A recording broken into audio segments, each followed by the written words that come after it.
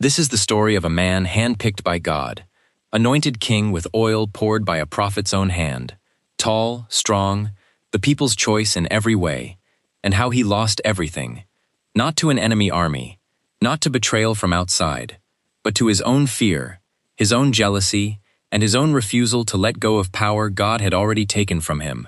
His name was Saul, and his story is, by almost any measure, the most tragic in the entire Bible. He didn't start as a villain. He started as a frightened young man hiding among the baggage on the day he was crowned. He ends the book of 1 Samuel falling on his own sword on a battlefield, his sons dead beside him, his kingdom collapsing.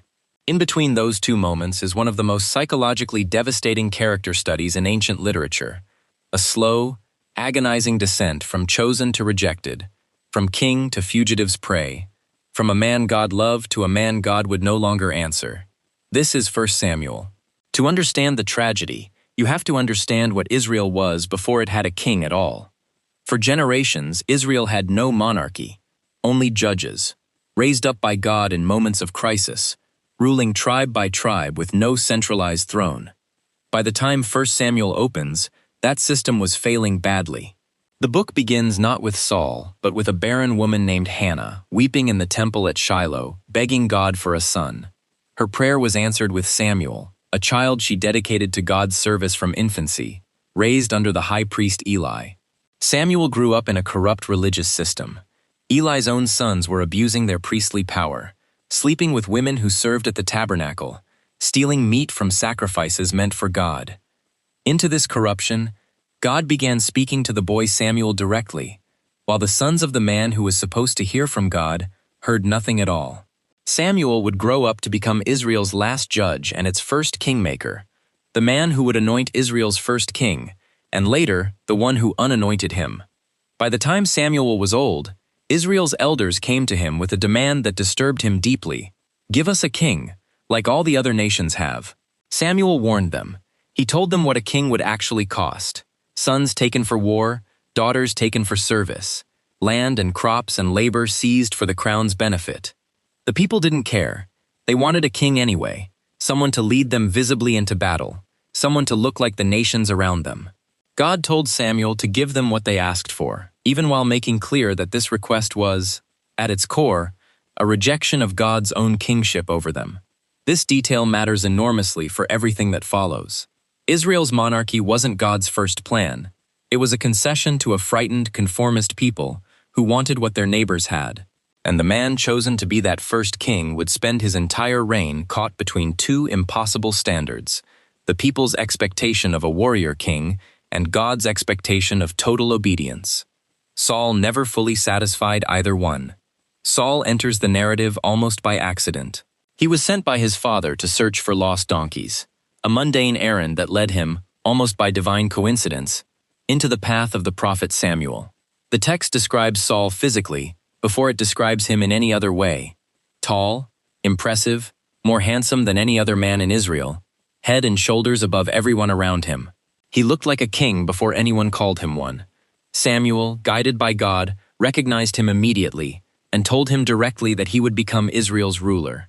Saul's response was disbelief.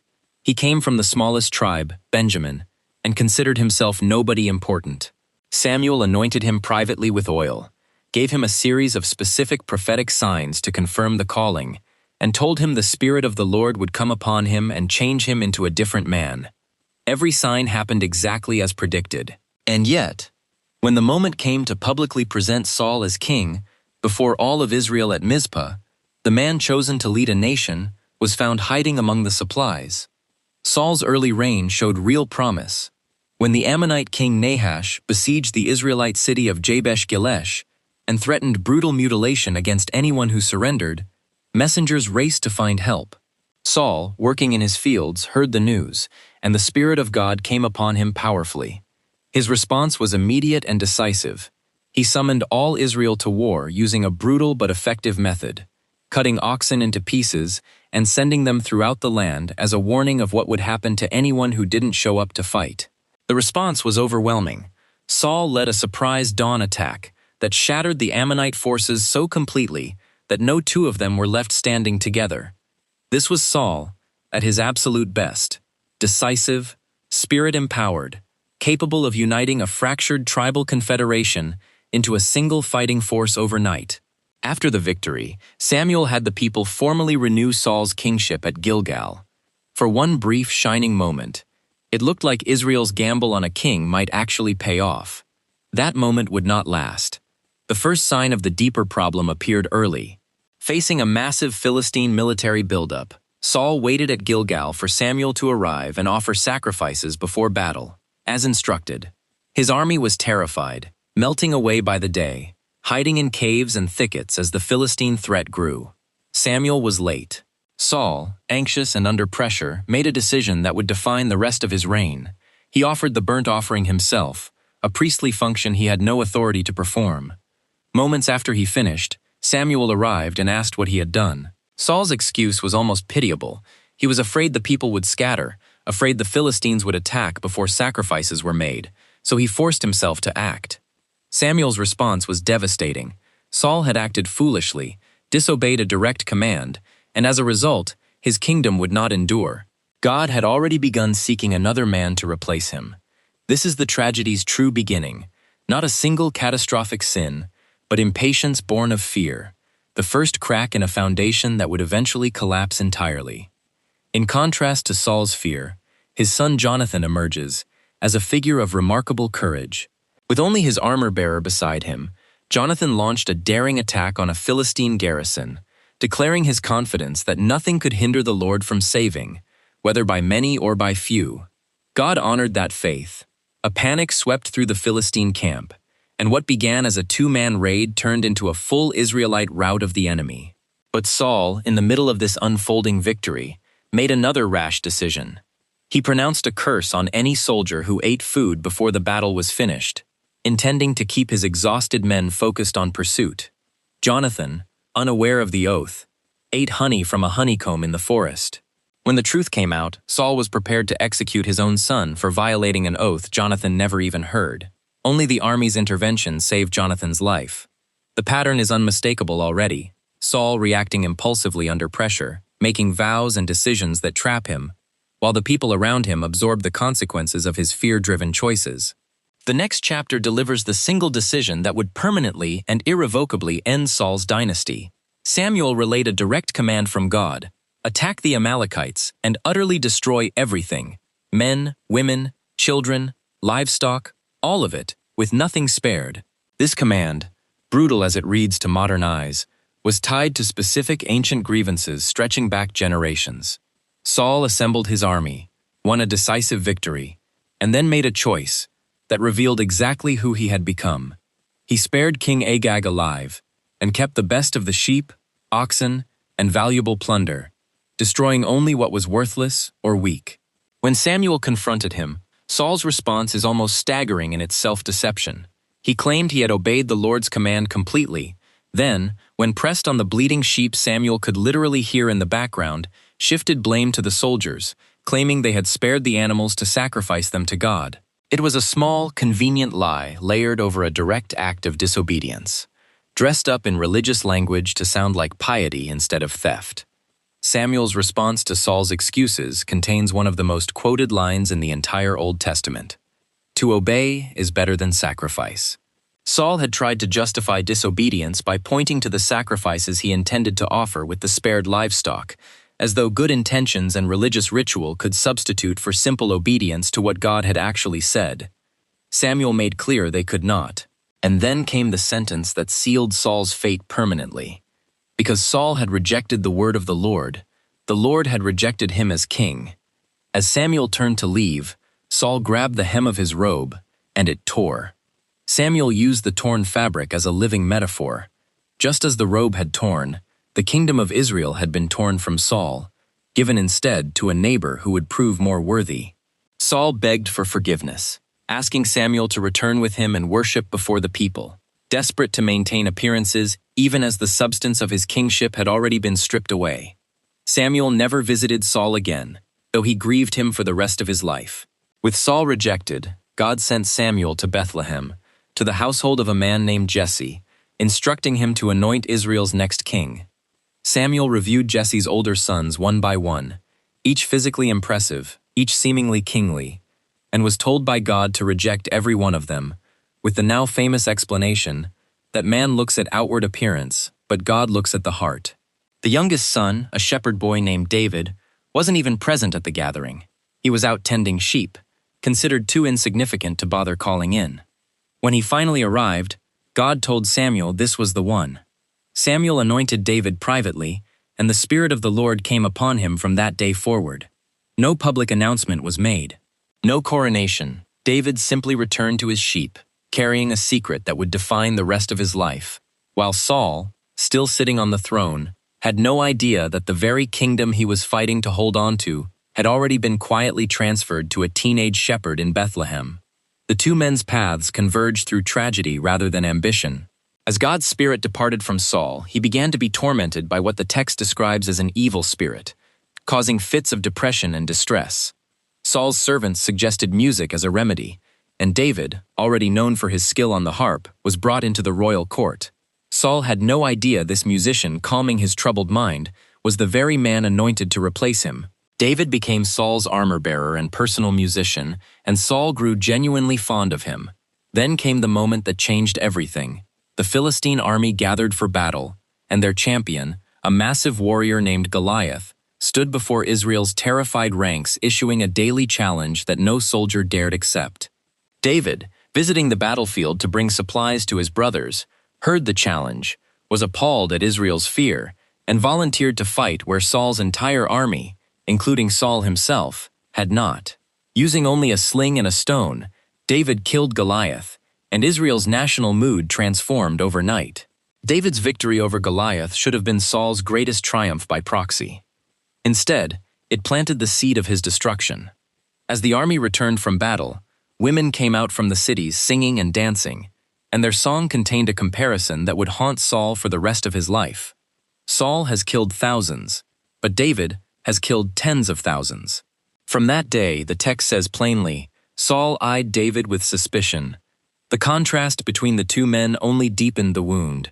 David succeeded in everything he attempted, the Spirit of the Lord visibly upon him, while Saul grew increasingly tormented, isolated, and afraid.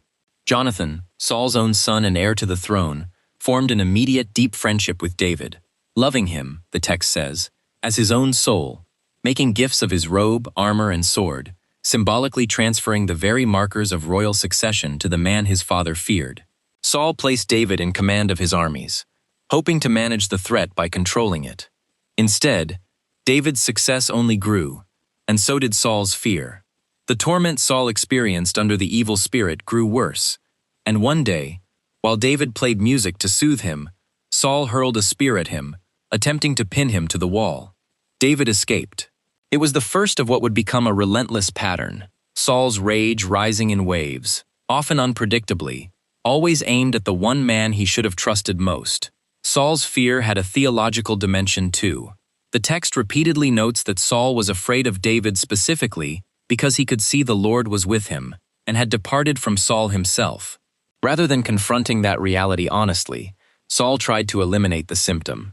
He promoted David to dangerous military missions, hoping the Philistines would kill him instead.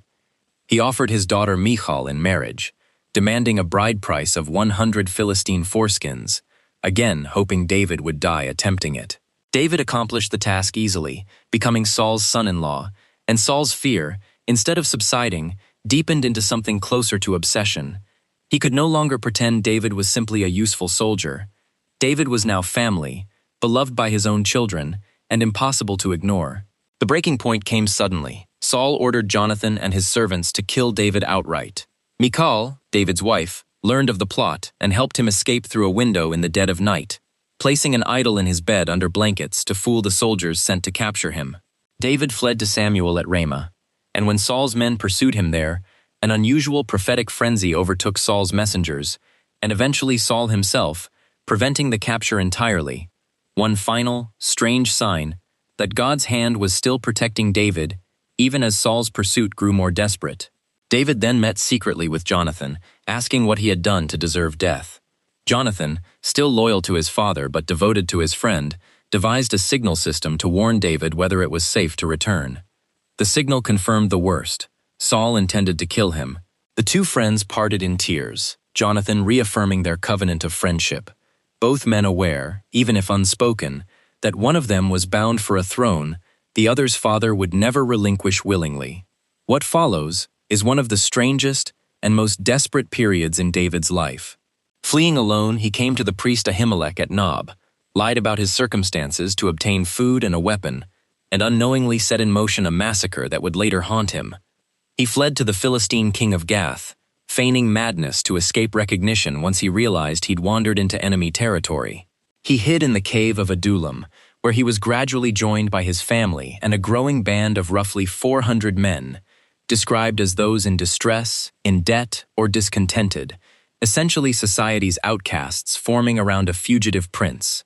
David consulted the prophet Gad and moved his operations to the forest of Hereth, always one step ahead of Saul's intelligence network, always uncertain whether the next valley held safety or an ambush. This wasn't the life of a king-in-waiting living comfortably until his moment arrived. This was survival, day to day, with an army of misfits, while the legitimate throne actively hunted him across the wilderness of Judah. Saul's paranoia reached a horrifying new level when he learned that the priest Ahimelech had unknowingly helped David during his flight. Saul summoned Ahimelech and his entire priestly family, accusing them of conspiracy. Ahimelech protested his innocence convincingly. He had no idea David was a fugitive, and helping him seemed like an ordinary act of hospitality toward the king's own son-in-law and commander. Saul didn't care. He ordered his guards to execute the priests on the spot. When Saul's own men refused this horrifying command, an Edomite named Doeg, who had witnessed David's visit to Nob, carried out the slaughter himself, killing 85 priests in a single day, then continuing on to destroy the entire city of Nob, men, women, children, and livestock alike. Only one priest, Abiathar, Ahimelech's son, escaped to join David's camp. This atrocity marks the true moral collapse of Saul's reign. The man once anointed by God, once filled with his spirit, was now ordering the massacre of God's own priests out of unchecked paranoia. The tragedy was no longer subtle. It had become monstrous. What makes 1 Samuel's tragedy so layered is that David, despite everything, repeatedly refused to kill Saul when given clear opportunities. In one episode, Saul entered a cave at En-Gedi to relieve himself. Unaware David and his men were hiding in the same cave. David's men urged him to kill Saul then and there.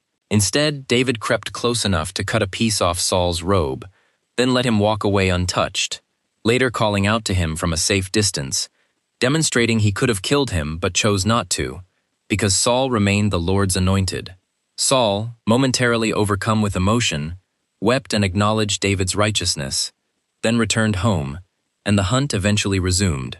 In a second, strikingly similar episode in the wilderness of Ziph, David snuck into Saul's camp at night, while everyone, miraculously, slept under a deep sleep from the Lord, and took Saul's spear and water jug as proof of his presence rather than taking his life.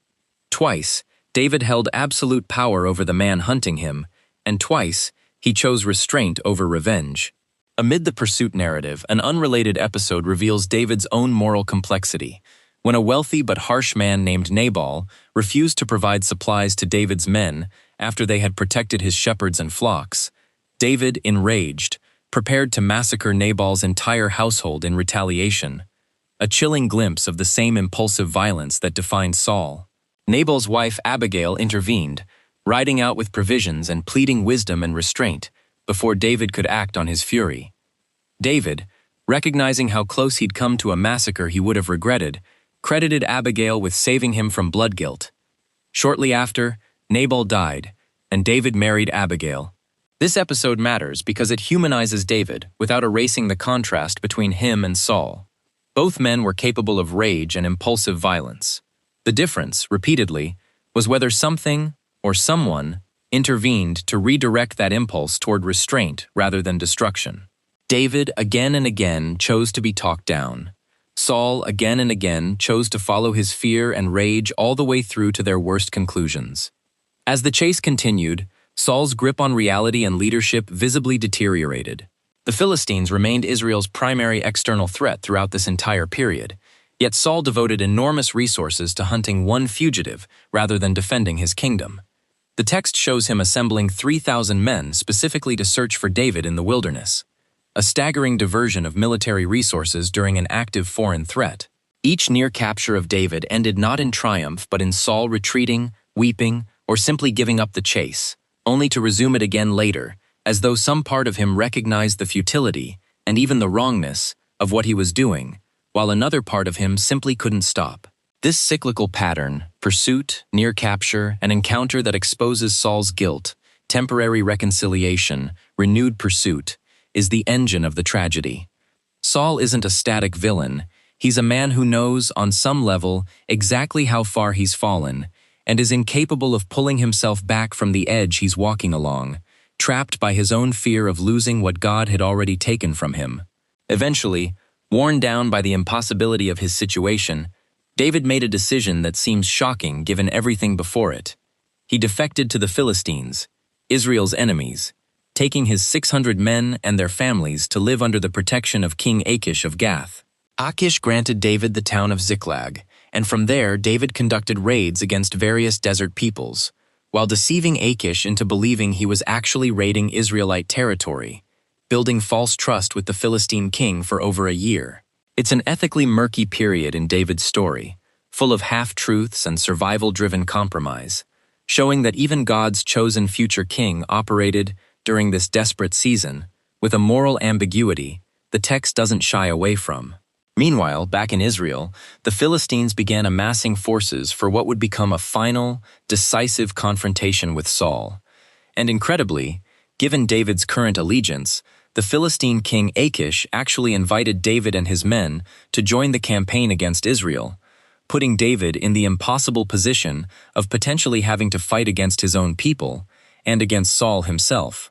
As the Philistine army gathered at Shunem and Saul's forces camped at Gilboa, Saul, the text says plainly, was afraid, and his heart trembled greatly.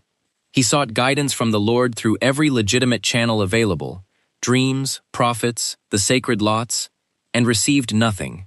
Total silence from the God who had once spoken to him directly through Samuel. In desperation, Saul did something he himself had previously outlawed. He sought out a medium, a woman who communicated with the dead, at Endor, disguising himself to avoid recognition. He asked her to summon the spirit of Samuel, who had died sometime earlier. What followed is one of the most eerie scenes in the entire Old Testament. Samuel's spirit appeared, troubled at being disturbed, and delivered a final, devastating prophecy.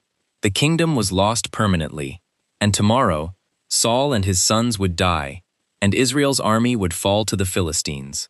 Saul collapsed in terror, his strength gone, having eaten nothing all day. The medium and his servants had to physically convince him to eat before the battle that would end his life. In a remarkable twist of timing, David never actually fought in the battle that would kill Saul. As David and his men marched with the Philistine army toward the confrontation, other Philistine commanders objected to Achish, distrustful of having a Hebrew warrior fighting alongside them against his own nation. Achish, somewhat reluctantly, sent David and his men back to Ziklag rather than risk a betrayal mid-battle. This single decision, made entirely by Philistine commanders with no knowledge of any divine plan, removed David from any direct involvement in Saul's death, sparing him from the impossible moral position of fighting against Israel, or even potentially killing Saul himself in combat. When David returned to Ziklag, he found the town raided and burned by Amalekites, his own wives and the families of his men taken captive. After consulting God and receiving assurance of victory, David pursued the raiders and recovered everyone and everything that had been taken, completely unaware that, at that exact moment, hundreds of miles away, the battle that would determine the next king of Israel was already underway on Mount Gilboa. The battle unfolded exactly as Samuel's spirit had predicted. The Philistine forces overwhelmed the Israelite army, and the men of Israel fled before them, falling slain on Mount Gilboa. Among the dead were Saul's own sons, including Jonathan, David's closest friend, killed in the same battle as the father he had remained loyal to, even while loving the man that father hunted. The Philistines pressed their attack directly towards Saul, and archers wounded him critically. Facing capture, mutilation, and humiliation at enemy hands, Saul made his final decision. He asked his armor-bearer to kill him rather than let the Philistines take him alive. When the armor-bearer refused, Saul took his own sword and fell on it. His armor-bearer, seeing the king dead, followed his example and ended his own life as well. The Philistines found Saul's body the next day, cut off his head, stripped his armor, and hung his body on the walls of Beth-shan in a final act of triumphant humiliation against the man who, decades earlier, had been chosen, anointed, and filled with God's own Spirit. It's worth pausing here, at the actual end of Saul's life, to weigh exactly what has happened.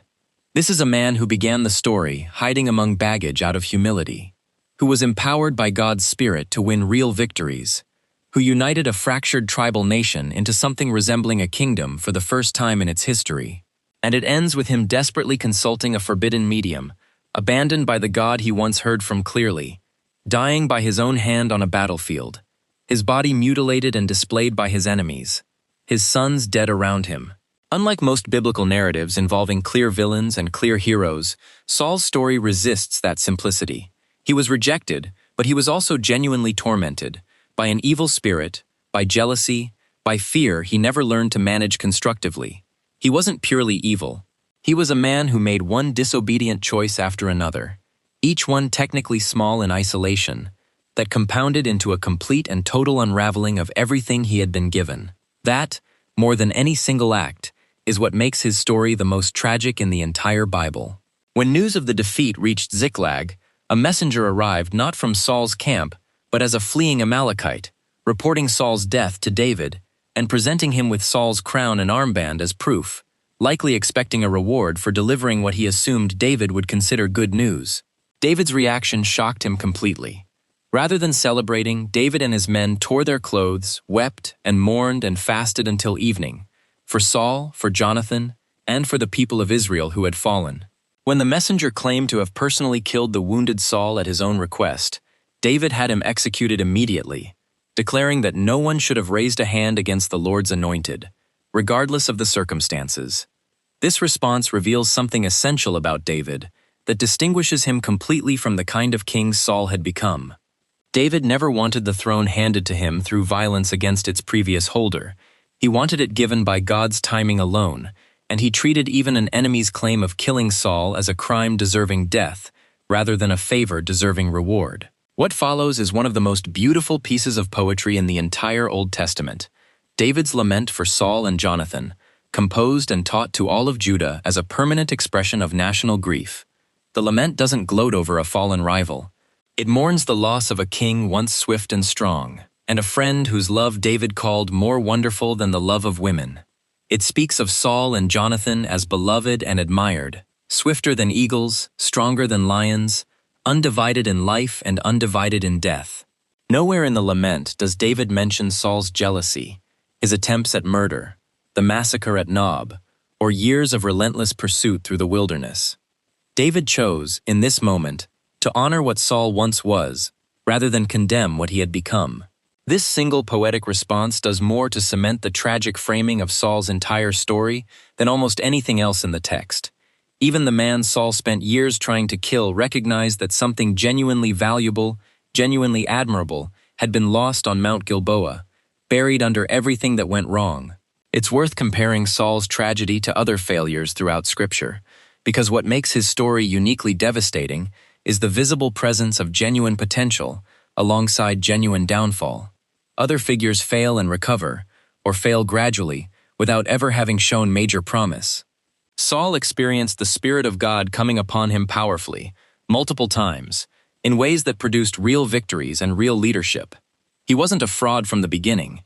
He was, by every external measure, exactly what Israel had asked for, and the text never suggests God set him up to fail. His failures were his own: impatience at Gilgal, partial obedience with the Amalekites, escalating paranoia, and finally outright atrocity at Nob. Each choice was his. Each consequence followed naturally from it. The tragedy isn't that an undeserving man was punished unfairly.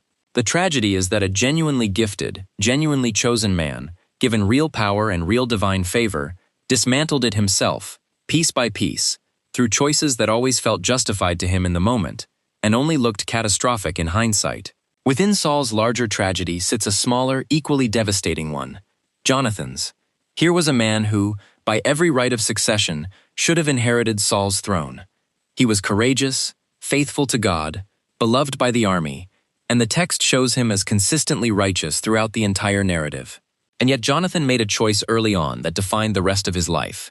He recognized that David, not himself, was God's chosen king, and rather than fighting that reality or resenting David for it, he loved him, protected him, and repeatedly risked his own life and his father's wrath to keep David safe. Jonathan never abandoned his father, despite Saul's violence and instability, and he never abandoned his friendship with David, despite the obvious cost to his own inheritance. He died loyally, fighting beside the father who had become nearly unrecognizable from the man who once led Israel to victory at Jabesh Gilead. Jonathan's death is tragic not because he failed, but because he succeeded at being faithful in every direction simultaneously, and it cost him everything anyway. With Saul and Jonathan dead, 1 Samuel ends, though the consequences of this tragedy ripple forward into 2 Samuel, where David's path to the throne continues through years of civil conflict with Saul's surviving family before he's finally crowned king over all Israel. But within 1 Samuel itself, the story closes with the men of Jabesh Gilead, the very city Saul had saved in his first great victory decades earlier, traveling through the night to retrieve his body and his sons' bodies from the walls of Beth-shan, burning them respectfully and burying their bones, fasting 7 days and mourning. It's a fitting, quiet bookend. The city Saul rescued at the very beginning of his kingship was the same city that honored his remains at its bitter end, even after everything that happened in between. The man who began his reign saving Jabesh Gilead from mutilation and humiliation ended it mutilated and humiliated himself, rescued in death by the same gratitude his earliest victory had earned him decades before. So why is this the most tragic story in the Bible? Not because Saul was uniquely evil. Plenty of biblical figures commit worse acts. It's tragic because of the gap between what Saul could have been and what he became, a gap that widened gradually, almost invisibly, through small compromises that each felt reasonable in their moment. Impatience at Gilgal, partial obedience with the Amalekites, jealousy over a song sung by women. Each step seemed survivable on its own. Together, they destroyed a man God had personally chosen, anointed and empowered. Saul's story is less a warning about extraordinary sin and more a warning about ordinary fear, ordinary jealousy, and ordinary self-justification, left unchecked long enough to become catastrophic. David, watching all of it from exile, learned the lesson Saul never could, that waiting on God's timing, even through years of suffering, mattered more than seizing control through fear. Saul, given everything, lost everything. David, given nothing but a promise, eventually received it all. That contrast, more than any single battle or betrayal, is the real tragedy of 1 Samuel.